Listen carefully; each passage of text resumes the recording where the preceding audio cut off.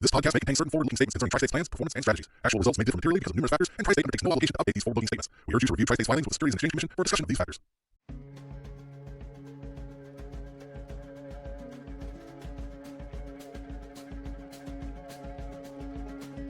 It's not just a job, it's something more. It's understanding that if you don't do this work properly and efficiently and get power restored, it means a real bad day for the rest of the community. And I think everyone appreciates that community response. Thank you for joining us for the Western Watts podcast. I'm Elizabeth Shilling. And I'm Julia Eshelman. Wait, Julia, what's your name? Julia Eshelman. I got married, but like a year ago. I just changed my name like a month ago. I'm sorry, we have to include that because they're going to wonder where Julia Perry went. And we are today joined by Mr. Pete Slintak. Thanks for being with us, Pete. You're welcome. Pleasure. Tell us about your role at Tri-State, what your title is, and explain to us what you do as if we were 5-year-olds. I'm the Business Resiliency Manager at Tri-State, and I have 2 kids, and I tell them I help make sure that the lights stay on, even when bad things happen. When disaster strikes, whether it's wildfire, blizzards, cyber incidents, or other emergencies, our cooperative is ready to respond, recover, and continue serving our members. My job is to think ahead, plan for the worst, and build partnerships that make our grid and people more resilient. So having toddlers probably gave you a lot of experience with that too, huh? Yeah, and fortunately, one of them's in college now, so hey. I think that counts as success. I There. think you successfully business resilienced them. Resilient kids, resilient community. It's true. So what drew you to this role and what keeps you passionate about it? What's weird about growing up, most kids grow up wanting to become policemen, firemen, lawyers, webcasters.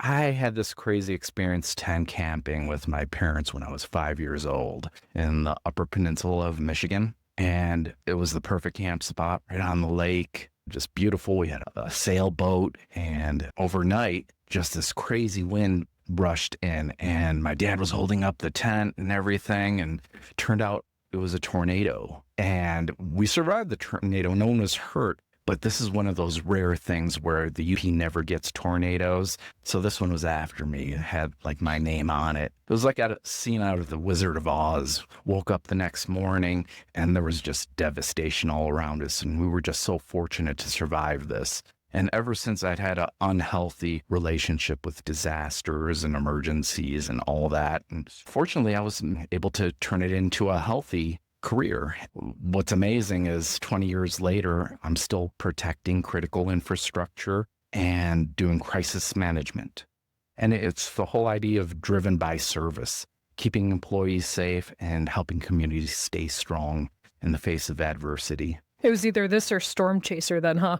Yeah, I don't have quite the vehicle for that. That's the only barrier. That's the only thing stopping you to be like, oh, if I could just get this truck lifted, we'd be in business. I'm more Mad Max, so old school. You're not afraid of disaster, but you know that we're in a better place if we're prepared in general, that we're thinking about the things that can happen before they actually do happen.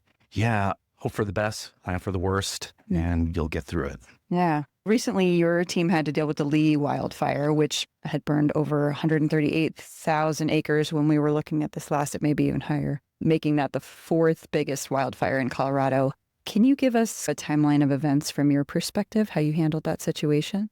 Yeah, every fire that's this large always starts as a spark. It's hard to imagine just a spark can devastate these communities. I think it's still undetermined, but it was probably a lightning strike that caused it. What's important is early detection. And one of our tools is just using satellites, thermal imaging, understanding from local reports what's going aground. And that contributed to us getting a heads up about something's near our lines with the current weather conditions being red flag. We went through several weeks of 20 mile per hour, gusting to 30 mile per hour, 90-degree plus heat, low humidity. If you look early on in the season, even before all these fires started, we had a very wet spring. All that moisture contributed to so much vegetation growth that wouldn't typically be there. Then we went through this drought period I think they call it a flash drought now, where things get so dry, where it doesn't take much. That spark takes it and add the wind and these conditions, and things really explode. So luckily, we saw it. It was on our radar. And with the weather conditions, we saw that it was heading straight for our transmission lines. What's really critical about this fire is it's in rugged territory. There's no easy access to this fire. And I think the incident commanders at the state level, they saw that. They started doing fire drops with tankers, doing slurry drops, water drops, getting things mobilized. We also saw that, and we started reaching out saying, hey, we have this critical infrastructure, not only us, but this is an energy corridor where all this power is going through the state, and it leads to one of our critical generation stations in Craig, Colorado. We have a coal-fired power plant with a total capacity of about 1,200 megawatts. Now, it's not just Tri-State, it's co-owned with Pacific Corp, Platte River Power Authority, Salt River Project, and Xcel Energy. And we were able to remain resilient by communicating and coordinating our actions through the State Incident Command, daily briefings, specific ad hoc requests where if we needed helicopter inspections of our transmission lines and it was no fly zone day, we just coordinated. When can we do it? And make sure that we don't get into any trouble and everyone stays safe. So how quickly do you and these other groups connect? Is it as soon as there's a fire, everybody all comes together, or do people get looped in as it progresses? We have an emergency Rolodex where if we see something and they're not seeing it, we reach out. If we're not seeing it and not communicating, they reach out. One thing that always collapses during any incident is communications. If you can over-communicate and then get things going, everything else is easy. If you bring the right people to the table, they can work through any disaster. It sounds like during the Lee fire, there were a lot of groups involved, a lot of coordination. Is there any particular group or groups that you would want to shout out for their work during that time?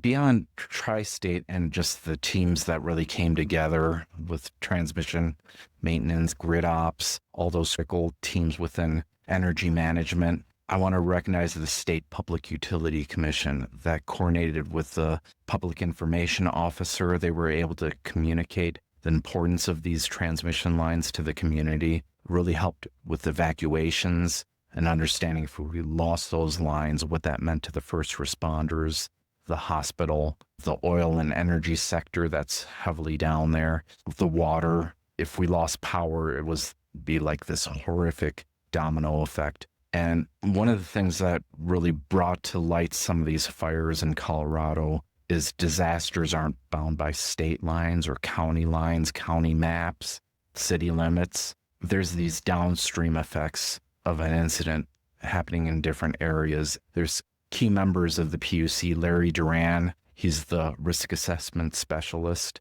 He was available 24/7, along with Drew Brolin.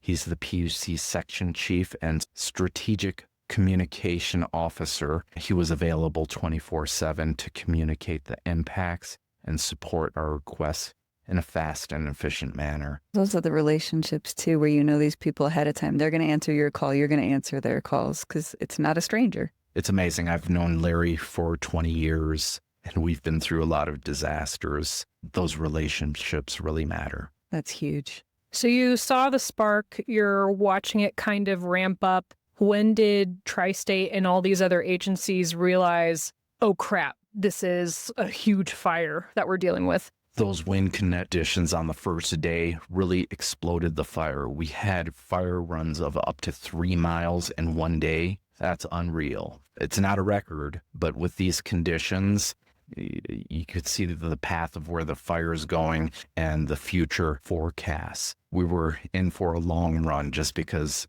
it was already to a certain size and growing exponentially. How much of Tri-State's infrastructure was either near the fire or was damaged by it? Yeah, we had several large lines going through that corridor. And also, what's interesting about this area is it's heavy in the oil and gas and energy industry. So there's a lot of critical infrastructure, gas pipelines that complicate what's going on and being able to provide energy to the rest of the state. That really made things hard because you also have people working in remote areas. We don't want to send people into a dangerous situation. Let the fire burn and live to fight the fire another day. These were very extreme conditions. We saw what was going on. We reached out to our state partners. And what was really cool about that is they activated the National Guard resources that they can tap into to help with some of these situations. It's better to communicate what that potential impact is to community resources like hospitals, police. If there's going to be evacuation, the last thing you need is the stoplights not working, stop signs, water pumps, medical devices that rely on power. So a lot of issues there, and we wanted to communicate. This is the status of the lines, and if there's any outages, we want to report that as it was happening, so they got that information in real time. Could you go a little deeper and explain to me what you mean by corridor? This is a canyon area where there's not really a nice place to build your power lines. These are very big lines that just go north and south. It's not just tri-state lines, it's everyone. Transmission lines, distribution lines, all pretty much follow one path. Fortunately, it's near one of the major highways, so it's easy to get access to, but it's also hard to defend just because of the rugged nature of it. The best way to fight that fire was with airdrops and air resources. It sounds like where this infrastructure is being built is dependent upon geography. So at the bottom along the canyon. Yeah, it's along the road. It's very parallel to how it runs. But again, it's one way out, one way in. Because if you've got a satellite community with that one way in, one way out, are you guys building redundancies into the system when you're planning? We actually saw that in the Lee fire, where that was the end of the line for a lot of those communities, those ranchers that are out there. They need the power, but it's hard to justify having another way into that remote area. It's one of those things where they have to also be resilient. Can you speak to how the Lee fire passed through the system, the timeline for that? That one went really fast because our lines tripped because of the smoke, and the particles in that smoke causes those high energy lines to trip on us, and then we can't restart them until we do an inspection. We don't understand if it's from the fire actually burning those lines or if it's just smoke. So that was part of the challenge, where once it went through the highway that ran parallel to those lines, we had a lot of power outages, but we also had a lot of redundancy. So it wasn't that bad. The real issue came where we were trying to do inspections, and it did take a couple days before we got the helicopters to inspect the lines, to get the crews back into areas. They were ready to go day one, but again, it wasn't safe, and there were other priorities. They were evacuating the community. They didn't want to confuse that evacuation with power suddenly being restored. Also, it's a motivation.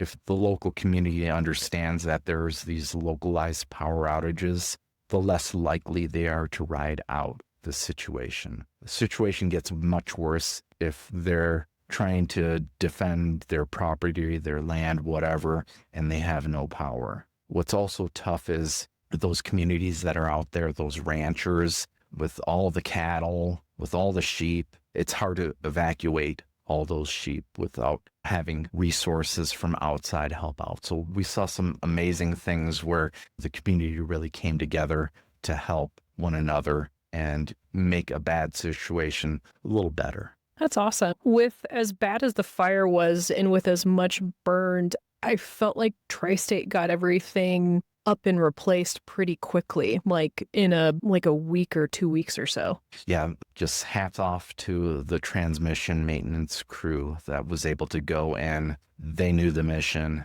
They understand what they needed to do, and they restored a lot of the lines really fast. We were very fortunate there. No one was hurt. That was key. They did it safely. They knew their limitations.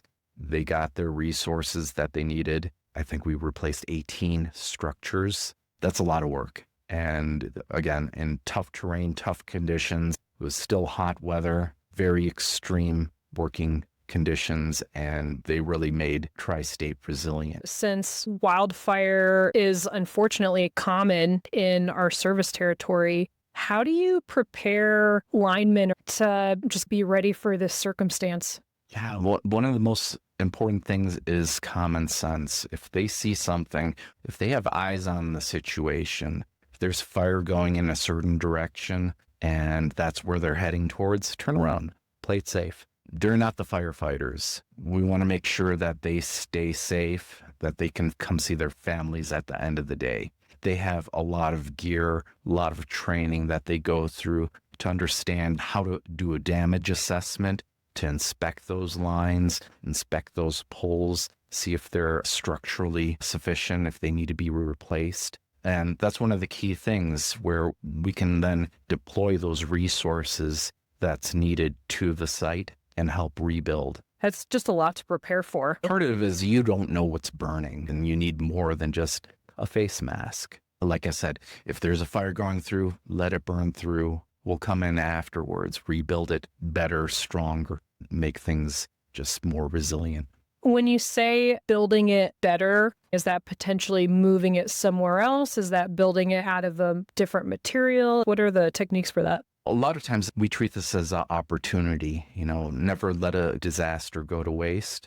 If we have older infrastructure that just happened to go up in the fire or whatever incident, now we can think about how do we make this stronger? We have better material. We can build it higher. We can just re-engineer things so it's more resilient and put in things sooner than we were planning to. So if we had a fire go through now, maybe in 10 years, we'll have another fire. If we can dodge a disaster bullet by building it stronger, better, I think that's a lot of value. One of the factors that it sounds like played into fires specifically was looking at the wind. But is there other data or predictive modeling that you use to anticipate and prepare for future threats? We analyze weather patterns, fuel loads, historical fire behavior to forecast those risk zones. This helps us prioritize mitigation efforts and allocate resources more effectively. 2 years ago, Colorado had a horrific tornado season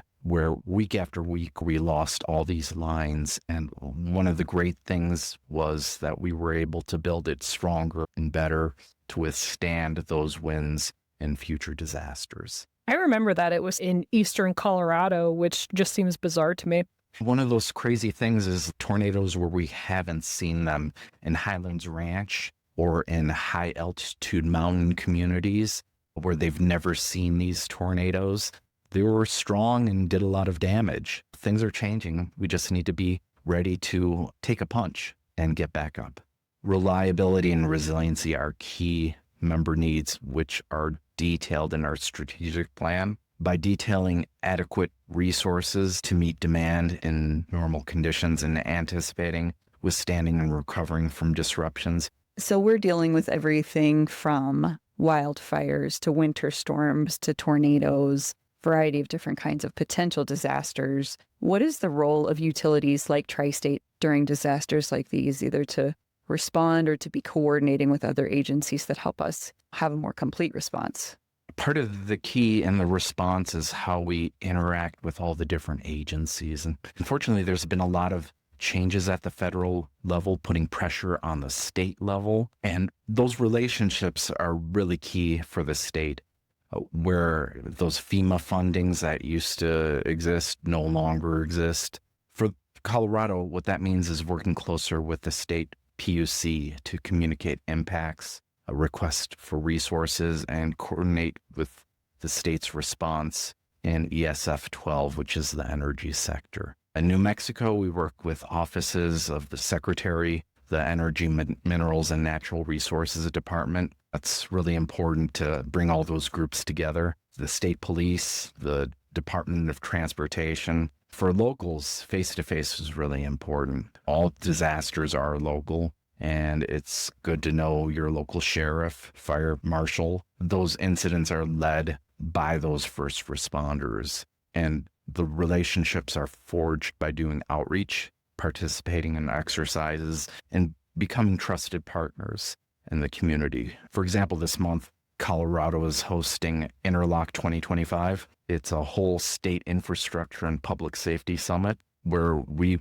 participate and just exchange ideas, understand everyone's roles and responsibilities ahead of a disaster. That means you don't have to be introduced at time of disaster. That's the worst time to exchange business cards. We participate in secret briefings with Colorado Information Analysis Center. We collaborate with the Energy Threat Analysis Center. We hold industry meetings with the Electricity Information Sharing and Analysis Center and the Electric Subsector Coordinating Council. Every year I attend the Colorado Emergency Managers Conference to better understand what's happening in that world and how they're responding differently, the tools that they use, so we can better integrate and respond to a disaster in a coordinated way. That sounds like a really stressful conference. Allegedly, there's a lot of drinking, but in a good way. It's a healthy way to bond ahead of a disaster and understand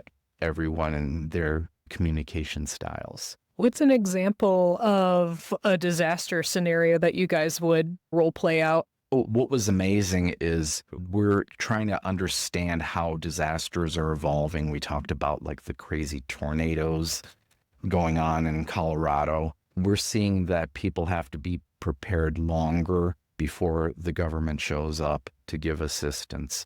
The state of Wyoming took an amazing plan where they exercised a month-long disaster where 75% of their population was without power and they were stuck in a massive snowstorm. That really stressed the system and asked a lot of uncomfortable questions. When there's no communication, there's no power, there's no heat, what do you do? Bringing together public and private sectors, that was also big. So we understood their pain points and how we could help out. Just a better understanding of what we would need to supply power transmission to that community. We also do other exercises, not just state level. Every 2 years, we participate in GridX. It's coordinated by the North American Electric Reliability Corporation and the Electric Information Sharing and Analysis Center. It's designed to give electric utilities an opportunity to test and refine their emergency response plans in a learning safe environment. Participants remain in their regular locations. It's just a simulation, but what's really great, it really stresses real world situations. And our next GridX is coming up in November, so we get an opportunity to really put our plans through the ringer and stress some of the things that we're seeing in the world today and how that's affecting us. Is that something that you look forward to or something that makes you nervous? What's cool about it, it's like a game playing thing where we're giving certain scenarios to play out over the course of GridX, and we can customize it to Tri-States world to really make it specific to our threats, our realities, and also play with the rest of the entire North American grid. What's also exciting, our CEO, Dwayne Hiley, he participates in GridX at executive level and goes to Washington, D.C. and talks to the big picture issues with GridX. And since he's on the Electric Subsector Coordinating Council, he can coordinate with those government officials at a top secret level and share information that a lot of CEOs can't. What were the results of the Wyoming no power test? How long before everybody turned into zombies or cannibals and ate everybody else? What was amazing about this was it was a series of 3 exercises where the first eye-opener was how bad it was. Even though there was a lot of failure that first day of the exercise, they had 2 months. They came back and they were better prepared. They updated their plans, which for a lot of agencies, they didn't exist. And that was an eye-opener for me, where either they were outdated or they just didn't think about some of these issues. And they came back stronger. It was a room with over 100 people, and you had people interacting, going to different tables, sharing information. You need to do that before a disaster. You saw that coordination, communication, those efforts really clicking during the second exercise. Understanding that, you can rely on outside sources, public-private partnerships. Understand that MacGyver mentality where you can go in out of the box thinking and make things happen by bringing the right people together with the right resources. As we're talking about drills and exercises and the things that prepare us for these scenarios, I feel like we've seen it play out that every relationship gets strengthened when we do these drills. Even just different departments within Tri-State that need to know who to coordinate, who to call, and seeing as your team conducts these, it's building those relationships at every level.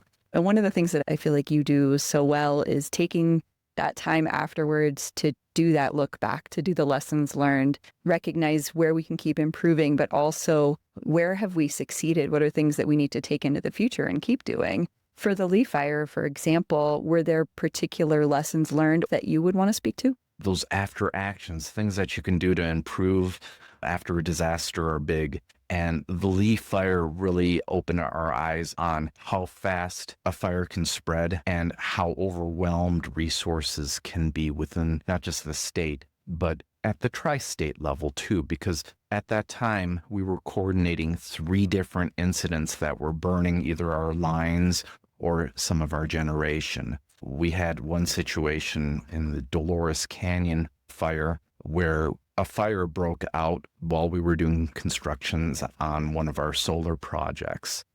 And one of the cool lessons learned in a MacGyver moment was the construction crew had some heavy equipment.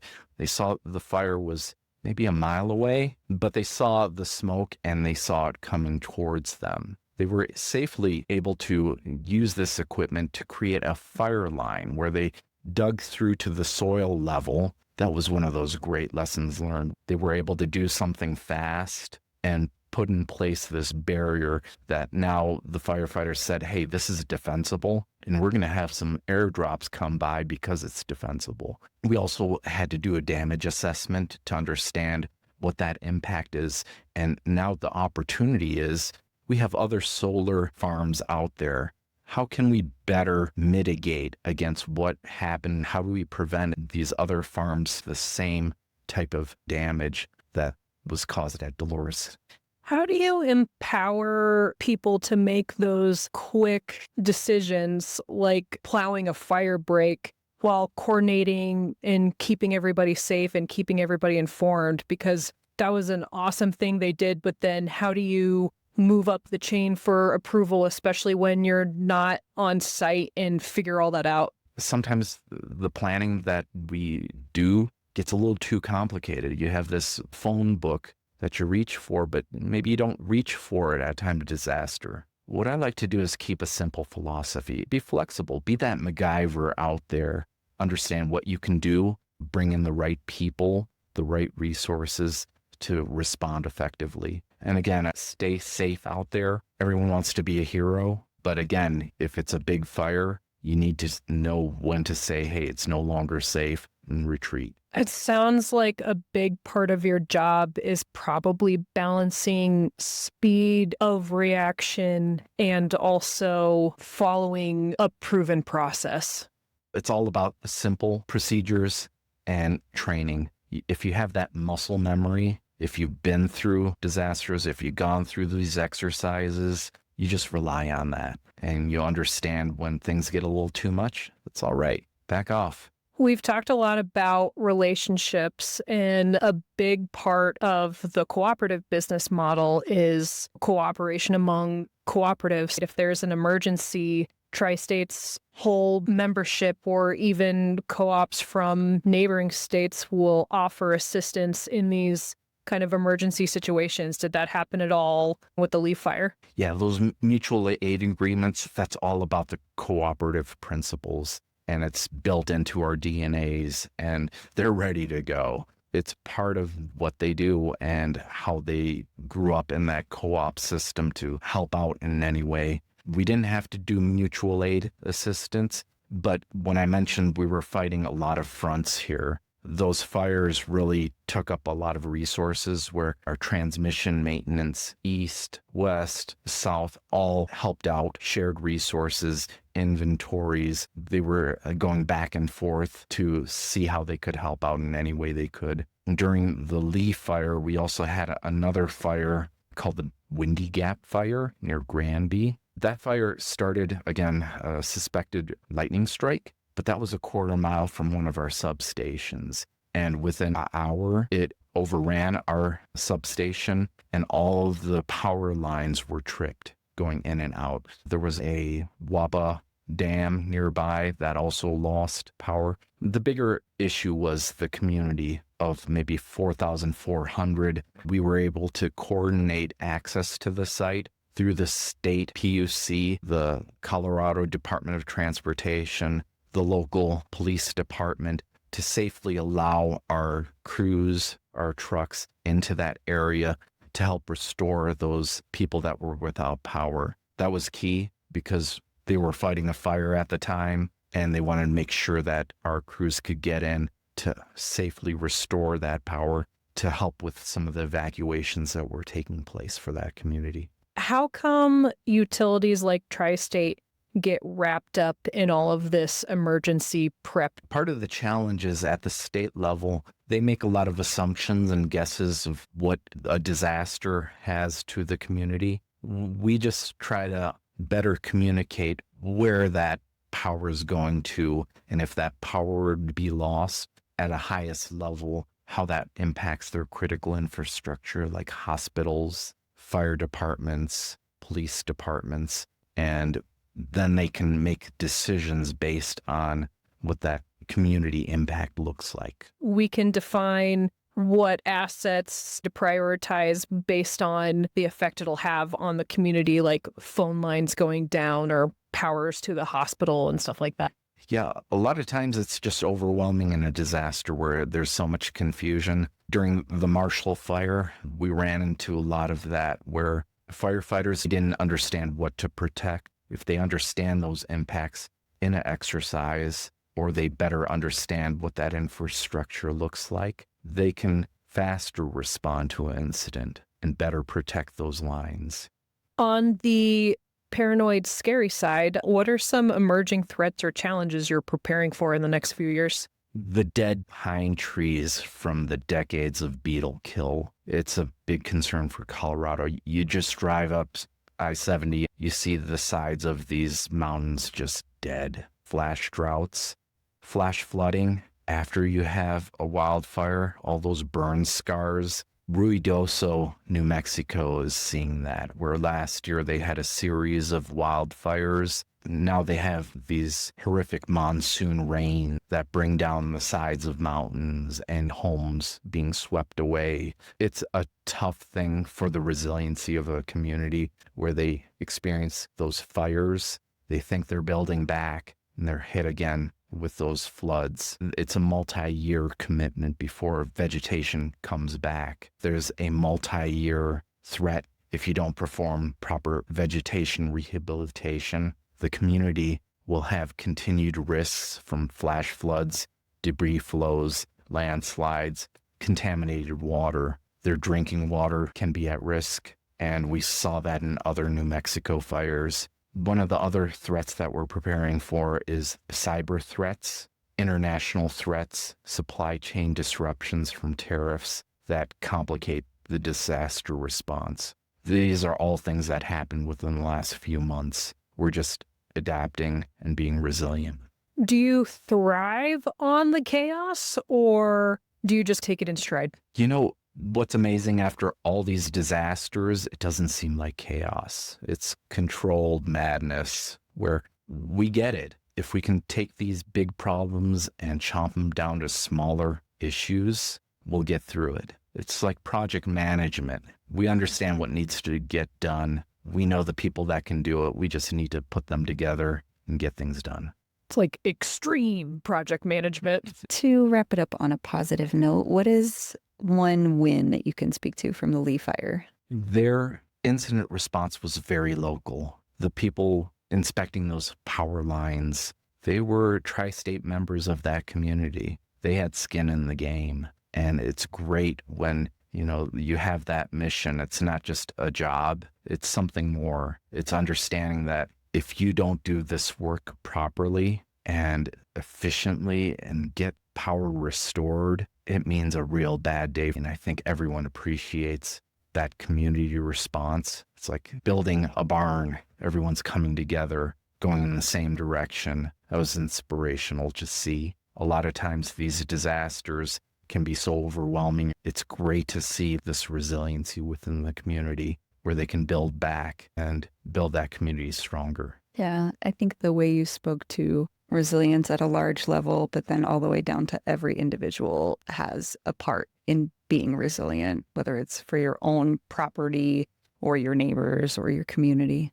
That's a lot. That's a whole huge, and that's just one event. That's just one emergency. Yeah. And meanwhile, I know it's going to be variable. How many emergencies are you dealing with in the course of a year? It's those shots across our bow where there's a lot of things you don't see. In the last 2 months, we had about 10 near misses with wildfires, not just the few that we mentioned here. We got lucky, and I'd always rather be lucky than good. But sometimes luck runs out, and we have plans for when luck runs out. We have people that are trained and understand what to do to help us back from that real bad day. Thank you, Pete, for all of the work of you and your team to keep us in this place where we can be resilient, we can be prepared, we know who to call in these worst case scenarios. Thanks for taking the time to talk with us. Thank you. It was a pleasure. Thanks for tuning in to Western Watts. You can find us on Spotify, Apple Podcast, YouTube, or on our website at tristate.coop/WWpod. We'll catch you next time.